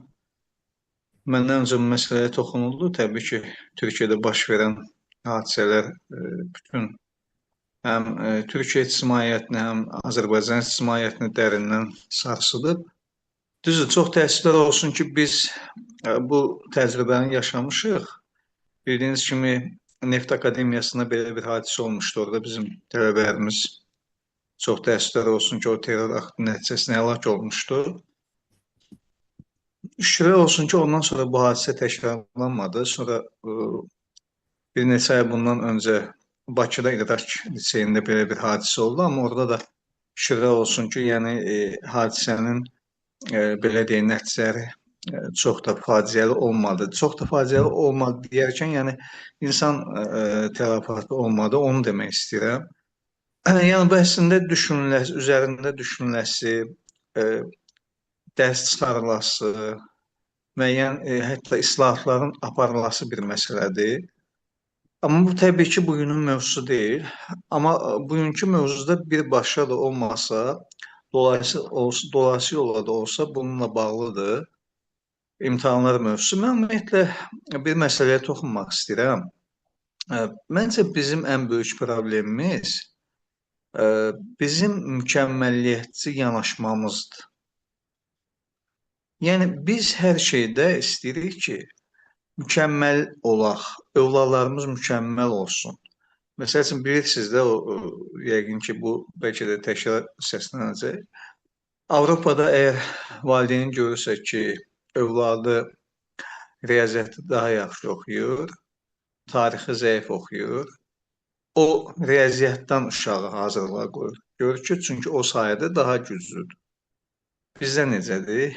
Bizdə hansı sayədə zəifdir, o sayədə aparıb qoyuruq. Yəni, əslində məcbur edirik istəmədiyinə. Mükəmməliyyətçi yanaşma budur. İstəyirik mükəmməl olsun. Yəni, bu səhv yanaşmadır. Necə ki, Cemalettin Hoca bəlkə də məni eşidir, o Osmanlı məktəblərinin məşhur şüarında olduğu kimi deyir ki, biz quşlara üzməyi, balıqlara uçmağı öyrətmirik. Biz bugün bax belə, biz təəssüflər olsun ki, bugün quşlara üzməyi öyrətmək istəyirik. Balıqlara da uçmağı, bu düzgün yanaşma deyil. Məsələn, ola bilər ki, uşaq vaxtı valideyn diqqətlə fikir versə, görsə ki, övladı məsələn, hər hansı bir konstruksiyanı daha yaxşı yığırsa, məsələn, hiss edə bilər ki, o mühəndislik sahəsinə deyək ki, hər hansı bir maşın qarma və bu kimi peşələrə daha uyğundur. Və yaxud da tutaq ki, riyaziyyatdan daha yaxşı oxuyursa, məsələn, deyək ki, mən baxıram, bizdə qohumlarda görürəm, tanışlarda, görürəm ki, bir uşağın dil öyrənmə səviyyəsi çox yaxşıdır. Çox yaxşı mənimsəyir. İngilis dilini, tutaq ki, başqa dilləri. Ancaq baxıram ki, onu yönəldirlər, məsəl üçün, 4-cü qrupa, 1-ci qrupa. Deyirəm ki, əksinə, siz buna, məsələn, ingilis dilini yaxşı oxuyur, başqa dillərdən müəllim tutun. Qoy bunu öyrənsinlər, çünki bu sahədə bu daha istedadlıdır. Və bütün bunlar hamısı nəyə gətirib çıxarır? Mən açığı deyəcəm. Məsələn, siz inanın ki, bizdə auditoriyalarda tələbələr var ki, mən bunu öz təcrübəmdən deyirəm, kimdənsə oxumamışam filan. Tələbələr var ki, akademik nəticələri %100-dür, əlaçıdır, hamıdan yaxşı oxuyur, amma həmin qrupda bütün uşaqlarla konfliktdədir. Heç birindən yola gedə bilmir. Ünsiyyət bacarıqları yoxdur, sıfır. Məsələn, magistrlərimiz var ki, adi kommunikasiya girə bilmir insan. Gecə gündüz oxuyur. Nə olsun? Yəni bir tərəfli inkişaf elətdirmək də düzgün deyil. Yalnız oxumaqla da kifayətlənmək düzgün deyil. Yəni bu məsələlərə diqqət yetirmək lazımdır. Yəni mən həmişə deyirəm ki, məsələn tələbələrimizə deyirəm ki, birinci dərsdən hətta deyirəm. Deyirəm ki, məsələn qəbul olmusunuz universitetə, düzdür? Təkcə oxumaqla kifayətlənməyin. Məsələn, universitetimizin çox gözəl ictimai, mədəni, elmi mühiti var. Çalışın ora adapte olun. Tələbə elmi cəmiyyəti var, çox gözəl klubumuz var, çox gözəl tədbirlər keçiririk. Ən azı deyirəm, məsələn, Sumqayıt şəhərində yaşayırsınızsa, siz 4 il burada yəni gəlib oxumusunuz da hər hansı bir rayondan. Ən azı deyirəm bir neçə dəfə Sumqayıtda çox gözəl dram teatrı var. Ora gedin. Sumqayıt Tarix Muzeyinə gedin. Yəni biraz bugünkü dövrün tələblərindən biri də həm də budur. Bu gün bizim gələcəyimizi müəyyən edən əsas məsələlərdən biri də məhz bizim ünsiyyət bacarıqlarımızdır. Bax, bunu da inkişaf elətdirmək lazımdır. Yəni təkcə oxumaqla kifayətlənmək lazım deyil və uşaqları da onların hansı sahədə istedadı varsa o sahəyə yönəltmək daha məqsədə uyğundur. Çox sağ olun, təşəkkür edirəm, minnətdaram. Müsaadenizle Periz Hoca'ya birkaç şey söyleyeyim. Çok hatırlattığı için birçok şeyi. Yani hakikaten bana o kadar çok telefon geliyor ki özellikle Azerbaycan'dan. Bir anne arıyor. Hocam işte sizi tanıyorum, biliyorum. Benim bir çocuğum var. Falan falan üniversiteyi okudu. Almanya'ya gelmesini istiyorum. Veyahut da Avrupa'nın başka hangi ülkesine götürebilirim. Çocuk yanında tek kelime konuşmuyor. Ben anneye soruyorum ki ne okudu, hangi dalda okudu. Maşallah dersler süper ama diyor Almanca dili okudu mesela. Almanca konuşmaya çalışıyorum. Çocuk neredeyse bayılacak. Şimdi o çocuk buraya geldiği zaman bunca yabancının arasında o uyum sağlayamazsa var ya psikolojik başaramazsa onun bütün geleceği gider. Onun için Perviz Hocam'ın dediği çok çok önemli. İnsanın başka yeteneklerini de ön plana çıkarmak gerekiyor. Bunları hakikaten çocuklara bırakmak lazım. Aileler zamp gibi birçoğu. Bak ben şeye karşıyım. İşte neymiş anneler karışmasın. Çocuklar asla ben buna karşıyım. Anneler, babalar otoriter olarak çocukların başına olacak, fikir söyleyecek, yön vermeye çalışacak ama her şeylere müdahil olmayacak. Son karar gençler özellikle insan kendi istek ve arzusuyla beni zorla kimya okutturdular. Siz görüyorsunuz ben alanım tarih, canım çıkıyor tarihten o kadar seviyorum. Zorla beni kimya okutturdular. Kendi başıma geldiği için söylüyorum. Yani neler yaşadığımı ben biliyorum. Güneydoğu Anadolu'da bir zamanlar işte petrolün çıktığı tek yer Batman. İlle şeylik oku. Motor bölümünü oku, elektrik bölümünü oku, sanat okulunu oku. Ben bunlardan ne anlarım? Demir eğelemekten ne anlarım? Neler yaşadım ben biliyorum. Yani hayatıma karar veren ailem sonucu birçok şeyi Allah'a şükür buraya gelip bağımsız olduktan sonra elde ettim. Bundan ne anlıyoruz? Perviz Hocam'ın dediği gibi okuyorsun ama şey vardı bir zamanlar Perviz Hocam, Şam alimleri. Sorardın dini bir konuyu sana öyle bir detay anlatırlardı ki şer'en bu böyledir, bu böyledir falan hadise göre. Derdin Yunanistan derdi o nerededir? Derdin falan ülke dedi ah o nedir? Dünyadan bir haber oturmuşlar tek bir alanda. Yani onun için bana bunu hatırlattınız. Onun için güldüm. Çünkü o ailelere buradan sesleniyorum. Çocuklarınızın ne istediğine de bir bakın. Onları zorla Avrupa'ya atmayın. Bu sefer bizim Jön Türkler gibi buranın ahlaksızlığını alacaklar ama teknolojiyi almayacaklar. Bundan korkuyorum. Dikkat edelim. Çox sağ olun Pərviz müəllim, Cəmaləddin hocam. Güney xanım, buyurun. Xoş gəlmisiniz siz də. Gülen Hanım'ın sesini özledik. Hayırlı akşamlar. Allah'ım, axşamınız xeyir olsun. Hər birinizi xoş gördük. Cəmaləddin hocam, Pənah müəllim, Pərviz müəllim, dəyərli təlimçimiz Rövə xanım, xoş gördük hər birinizi. Həqiqətən bugünkü təlim çox faydalıdır. Demək Tamam. olar ki, bugün bir çox valideyn həyəcan, təlaş içindədir. Cavablar çıxıb və inşallah ki, ayın 19-u yenidən imtahan olacaq və o həyəcanları yaşayanlardan biri də mənəm. İnşallah ki, Allah bütün valideynləri Allah razı sevindirsin, olsun. biz də içində. Bəli, indi hal-hazırda elə bir dövrdə, elə bayaqdan üzr istəyirəm böyüklərdən, oğlum da qulaq asır Rüya xanım tövsiyələrinə. Ancaq bir fikir dedi, düzdür, bir yerdən haqq qazandırıram, bir yerdən yox. Rüya xanım bildirir ki, yəni qəbul olmadısa, bu demək deyil dünyanın sonudur. Yəni gələcək qabaqdadır, yəni özünü inkişaf elətdirə bilir.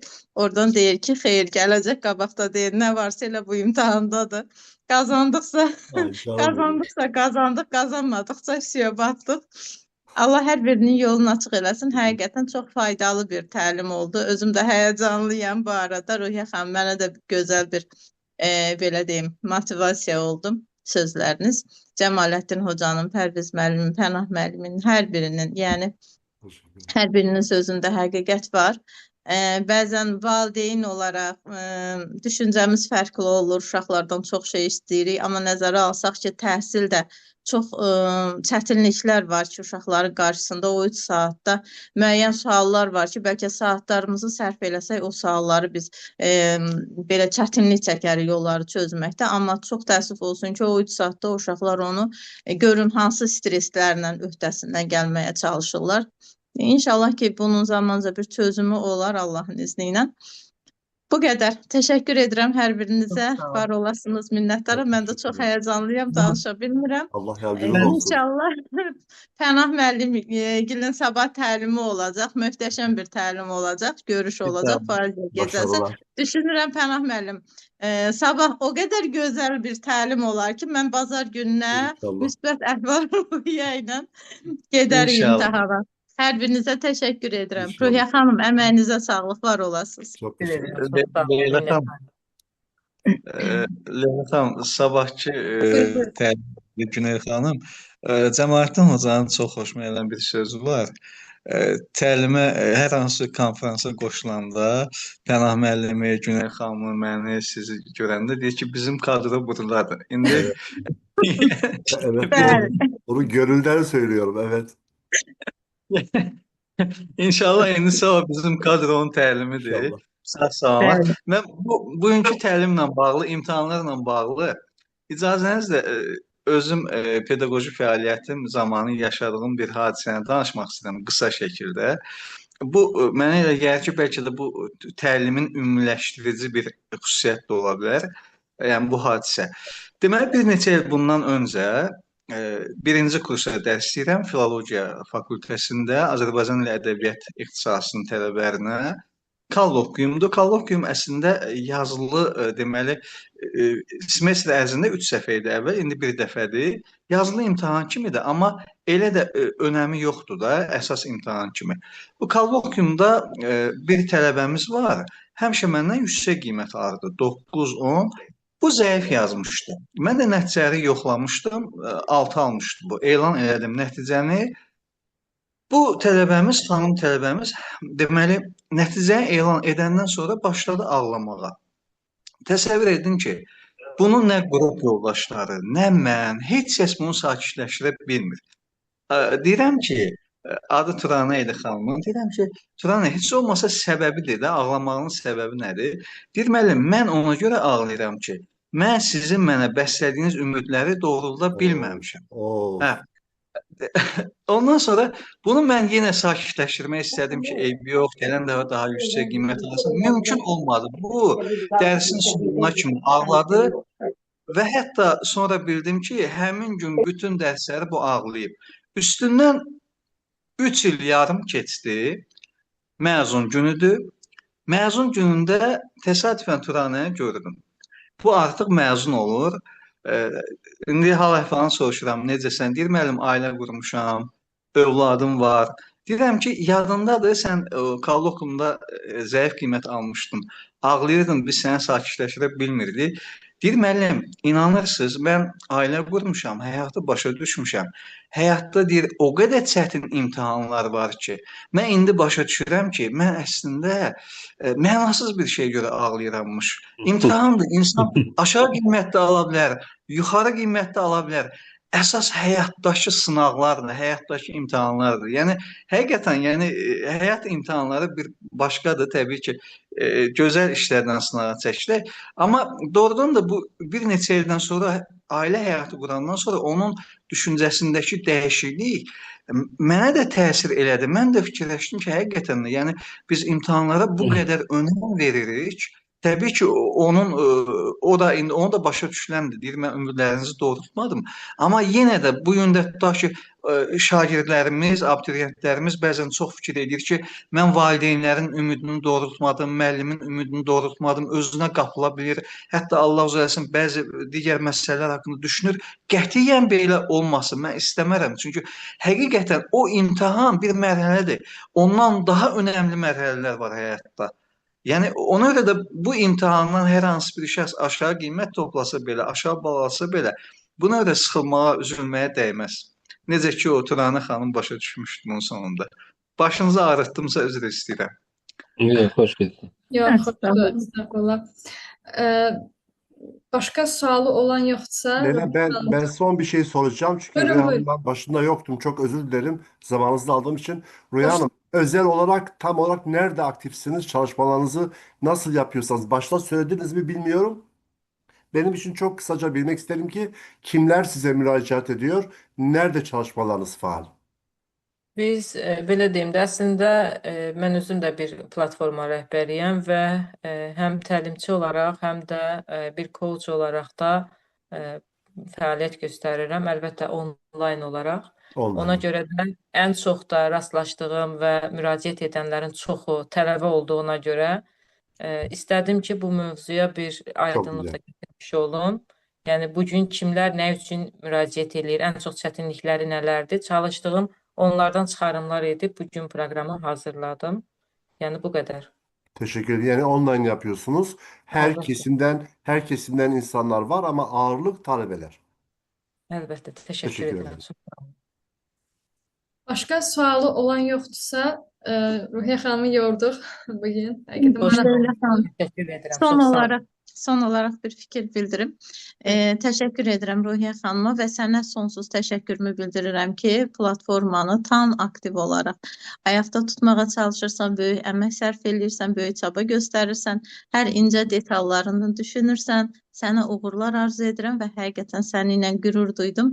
Bir-birindən dəyərli təlimçilər dəvət edirsən. çox Uğurlar. Ruhiyyə xanım. Və Təşəkkür Güney edirəm. xanım, deməli bir məsələni deyim. Leyla xanım daim özünü təkmilləşdirir. Deməli mən bir neçə gün öncə Mavi Vətən Quzey Qıbrıs Türk Cümhuriyyətinin onların Xeyrar hocanın təlimi var idi. O təlimə qoşulmuşdum. Leyla xanım da qoşulmuşdu. Leyla xanımla bir yerdə biz 3 saat yarım həmin təlimdə olduq. Çox advokat xanım dəvət olmuşdu.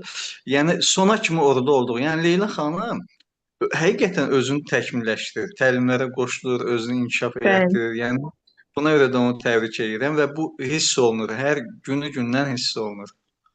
Çox sağ Biz ilk addımlarımızı Leyla xanımla bir yerdə atmışıq və hələ də bir yerdəyik, artıq 2 ildir. Maşallah olsun. Bundan sonra da davamlı olsun inşallah.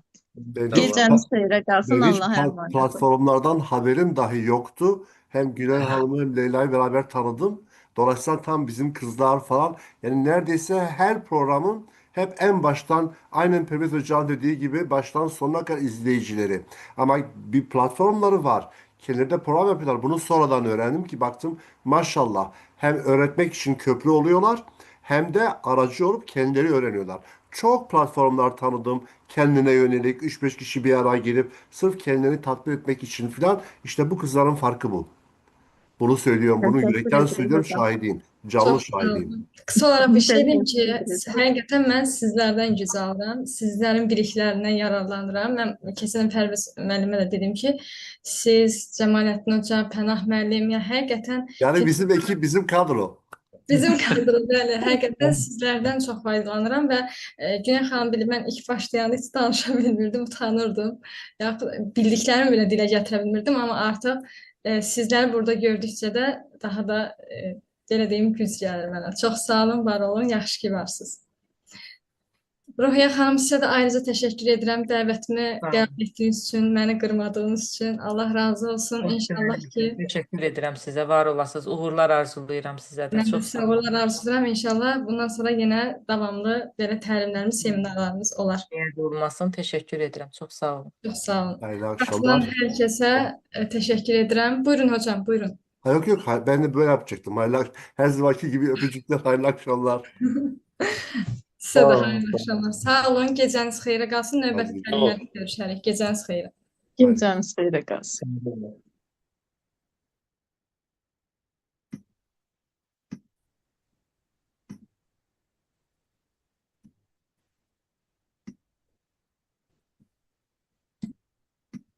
Axşamınız xeyir, yeni gələnlər xoş gəldiniz.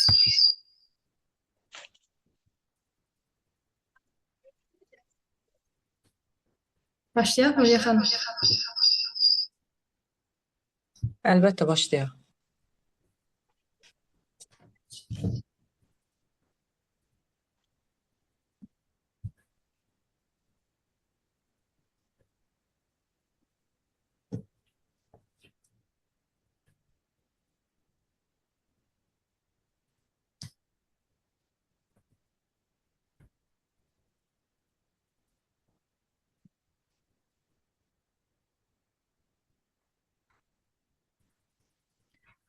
Salam, hər vaxtınız xeyir olsun, hörmətli iştirakçılar. Bugünkü təlimimizin mövzusu dumanlı zehindən aydınlığa fokusun gücü.